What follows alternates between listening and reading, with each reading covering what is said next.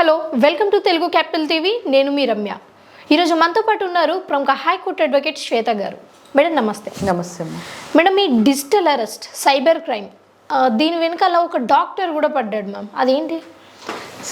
ఈ cyber crime, ఈ digital arrest most common things. మనం ఎంత అవేర్నెస్ దీని మీద ఇచ్చినా కానీ మళ్ళీ జనాలు ఈ ఉచ్చులో పడుతున్నారు. ఈ వీడియో డెఫినెట్గా అవేర్నెస్ కోసము వాళ్ళకి తెలియాలి ఇలాంటివి జరుగుతున్నాయి సమాజంలో అని. బాంబేకి సంబంధించిన ఒక డాక్టర్కి ఒక ఫోన్ కాల్ వచ్చింది సడన్గా. మేము నార్కోటిక్స్ అండ్ డ్రగ్స్ డిపార్ట్మెంట్ నుంచి ఫోన్ చేస్తున్నాము, మిమ్మల్ని అరెస్ట్ చేస్తాము, మీ పైన వాళ్ళు స్టేషన్లలో ఎఫ్ఐఆర్లు రిజిస్టర్ అయ్యాయి, నమోదయ్యాయి. ఎందుకు అని అంటే మీ పేరు మీద కొన్ని రకమైన డ్రగ్స్, నిషేధిత డ్రగ్స్ ఇవన్నీ కొనుగోలు చేశారు, మీ అకౌంట్లో ట్రాన్సాక్షన్స్ జరిగినాయి, మీ ఫోన్ నెంబర్ దీనికి వాడారు అని చెప్పారు. లేదండి, నేను ఒక రిటైర్డ్ డాక్టర్ని, నేను అలాంటి పనులేం చేయలేదు అని అన్నాను. లేదు, ఇప్పుడు ఉన్న పలంగా మీరు డబ్బు మాకు ఈ నంబర్కి సెండ్ చేస్తే మేము అవన్నీ చెక్ చేసి మళ్ళీ ఇన్వెస్టిగేషన్ అయిపోగానే మీ డబ్బు మీకు రిటర్న్ ఇస్తాము అని చెప్పగానే ఆయన రిటైర్ అయిన మనిషి ₹1 కోటి ట్రాన్స్ఫర్ చేశారు. అంటే మేము ఒక డాక్టర్, రిటైర్డ్ డాక్టర్ అంటే ఎంతో కొంత ఎడ్యుకేట్ మంచిగా అయి ఉంటుంది సొసైటీ పైన, సో దాన్ని ఏం చెక్ చేయలేదమ్మా? అది ఎటువంటి పరిస్థితిలో ఉంటారంటే సడన్గా ఫోన్ చేసి భయభ్రాంతులకు గురి చేస్తారు. వీడియో కాల్ చేసి అదంతా నిజంగా సెటప్ ఎలా ఉంటుంది అని అంటే అదొక పోలీస్ స్టేషను, అక్కడికి మనుషులు రావడము పోవడము, అక్కడ ఇన్వెస్టిగేషన్లు జరగడము, ఇంట్రాగేషన్లు జరుగుతున్నట్టు వాళ్ళంతా ఆ సీన్ అలా క్రియేట్ చేస్తారు.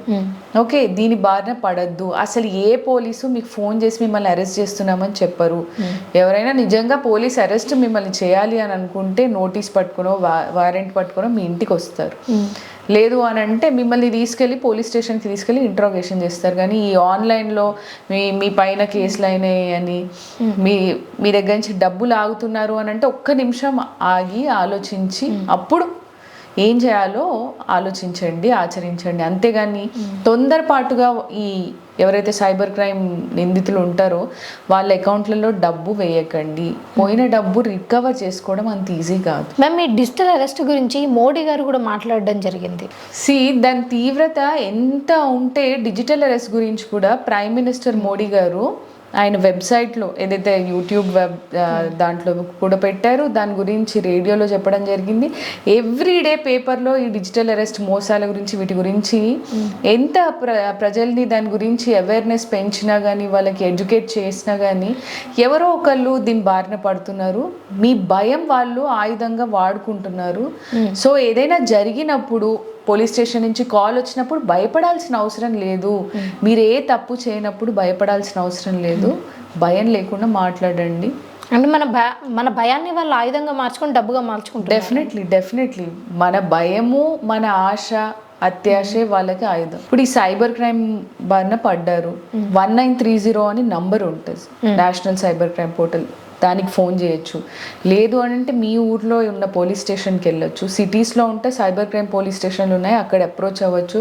మీ ట్రాన్సాక్షన్ డీటెయిల్స్ అన్నీ ఇచ్చి ఎఫ్ఐఆర్ చేయించుకోండి. వాళ్ళు వెంటనే ఫ్రీజ్ చేస్తారు. ఏదైనా డబ్బు ఉంది అని అంటే మీరు వెంటనే ఒక అడ్వకేట్ని అప్రోచ్ అయ్యి ఆ రికవరీ కోసం వేసుకోవచ్చు. కొంతలో కొంతైనా మీకు రికవరీ అవుతుంది.